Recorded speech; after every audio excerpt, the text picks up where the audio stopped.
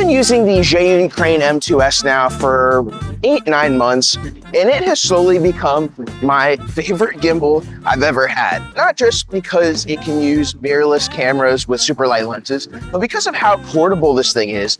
I've been bringing gimbals a lot with me, especially when I'm traveling more, where I really wouldn't bring gimbals unless I needed to for the job. By the way, we're at the beach right here. We're obviously using the Zhiyun Crane M2s with the Fx30. And so in today's video, I'm going to show you some footage I've taken over the past 8-9 months. Also discuss the pros and cons and why the M2s is probably the best value gimbal here this year.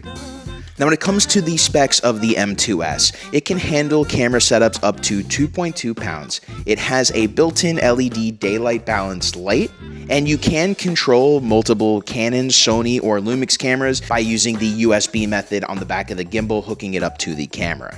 So as far as battery life, I've used this on a few real estate shoots already, where the battery lasted being powered on the entire 4 hours I was at the location. Now, there are some wireless features you can use with this gimbal by using Zhiyun's app. Namely, one of the biggest things is if you want to be able to control your camera through the gimbal, you do have to set that up using the app, and it only works with Canon, Sony, or Lumix cameras at this point in time. If you want to be able to control the actual motion of the gimbal, you could do that through the app as well, in addition to fine-tuning some of the settings. This gimbal also is compatible with the YC Onion sliders, where you can actually put this gimbal with the camera on their slider and control the slider and gimbal at the same time through YC Onion's app. And I'll do another video on that here in a few weeks, so I'll put a link in the description below when it does come out. So when it comes to real estate work, I've used both the R6, R7, the Fx30 I'm using right now, and I have got really great results with all three of those cameras. The R6 was the only full frame option that I've actually tested for real estate. It was nice to be able to get that 16mm full frame field of view and use it to get a lot of tighter spaces, which is also part of the reason why on the Sony Fx30, I'm actually using an 11mm to kind of get around that 16mm field of view, and I've been able to match the same field of view on the Fx30 that I was getting on the R6. When it comes to using the R7, because there isn't a really small, light, wide-angle prime available from Canon for the RF, which is part of the reason I went with the Fx30, I've been using this 16mm with the R7, but what's interesting between the R7 and the R6, with the R7, I've been able to put a wireless transmitter on top of the camera for vlogging or just being able to get wireless audio into the camera, which I can do on the Fx30 as well. However, on the R6, putting a wireless transmitter or receiver on the top of the camera just put the camera out of balance for the M2s. And one word of advice is, the closer you get to the weight limit on the M2s, the worse performance you're going to get. So you really want to not go over the weight limit of this gimbal. You really want to stick as close or under that 2.2 pound limit as you can. So since I couldn't get a perfect balance with the R6 and the transmitter, it was great for real estate work, but it wasn't great for vlogging, and it also wasn't great for anything that needed audio. Whereas the R7 and the Fx30, I can do that no problem, probably because they're crop sensor cameras and they are a little bit lighter. And actually the Fx30 is a decent amount lighter than the R7, because on the Fx30 I can actually swing out my flip screen and be able to see myself while I'm vlogging, whereas on the R7 I cannot flip out the flip screen without getting out of balance. As I said before, I have used the Sony A7S III and the A7 IV on the M2s, and it does work, but I was using this 11mm APS-C lens, so you will need a small and light lens to use with those cameras that are preferably full frame, and I don't have much experience with that, but I did want to put those cameras on this gimbal just to see if they would balance, and to my surprise, they balanced and they worked great, again, with this 11mm APS-C lens. I will have the A7S III in a few weeks, and when I do a review on that camera, I'll actually do an update in that review of how it works with the M2s. Now, there is the Crane M3, and the M2s actually came out a little bit after. And the other thing, too, that confuses people, and especially me, is the weight limit's very similar. So there's a lot of questions on why would you get the M2s over the M3. And I would say if you need the smallest and lightest setup possible, and you're going to be using a camera with autofocus, then I think the M2s makes the most sense. If you need to have access to manual focus on your camera, Obviously, the M3 has that focus wheel on the front, so if your camera supports electronic focusing with a manual focus wheel, then the M3 may make a little bit more sense. If you need to have a bicolor LED instead of the daylight balanced LED that we get on the M2S, then of course the M3 may make a little bit more sense as well.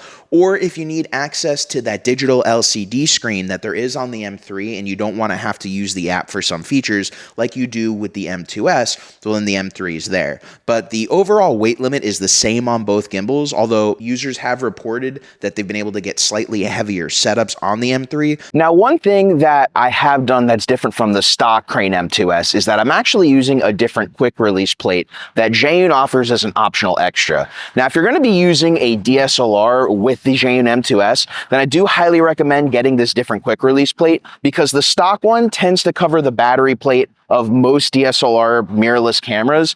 And if you're going to be using this for long periods of time, you're probably going to at least do one battery change or go through at least one battery. So I would definitely recommend this if you're using a mirrorless camera.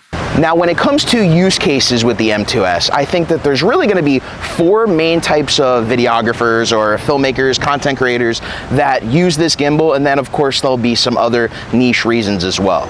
Number one, I think if you're a working professional, when it comes to using this for real estate or shooting events, I think this gimbal is a really great option if you have the right camera and lens pair for it, just because of how light it makes this entire setup. So whether it's filming real estate, filming events, having great autofocus, getting really decent low light with specific cameras, you can do all of that and have this really nice and light gimbal setup. So it doesn't wear you down and you could really just roll with this all day. I mean, look, it's so easy to just roll with this camera setup going around, whether I'm, walking down Fort Lauderdale on the Riverwalk or on my bike. These setups are just so light, it's really a breeze. So the other big uses for this gimbal is going to be when it comes to content creation and vlogging. And I'm putting travel mixed in with vlogging because I think a lot of people do vlog when they travel. If you're a content creator and you're on the go trying to make content all the time, it's nice to add one of these small lightweight gimbals to your arsenal, so at least you have gimbal type content. I mean, as you see right here, I'm on my bike and I'm able to get myself pretty decent in frame, although I do have exposure set to automatic on the aperture.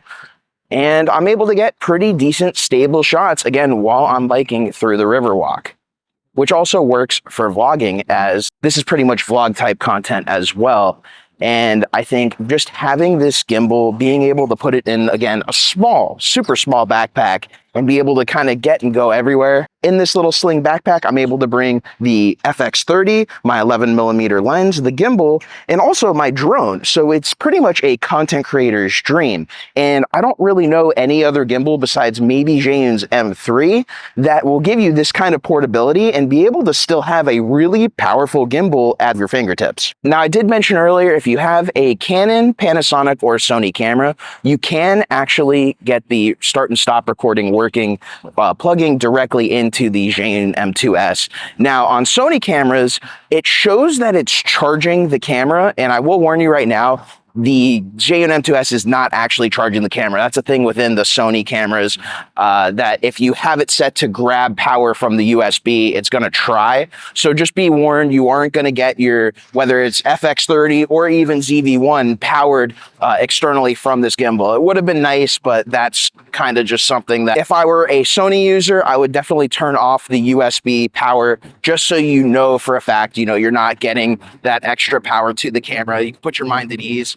And also maybe save a little bit of the extra wasting power that it may do by having that enabled and using the M2S. So overall, I really do enjoy this gimbal. I think it really opens up a lot of creative possibilities for anyone who's looking to have really good gimbal content on the go and maybe doesn't want to bring as big of a gimbal like an RS2. Obviously, it's not as powerful. If you have a camera and lens setup that is small and light enough to work on the M2S, I think it will greatly help you in your video content creation journey. So if you have any questions, feel free to put them in the comments below. If you got knowledge and value out of today's video, please make sure to hit that like and subscribe button to keep up to date with the latest videos from the channel. Until next time, my name is Geoff Fagien. Thank you for watching, everybody, and I will see you in the next video.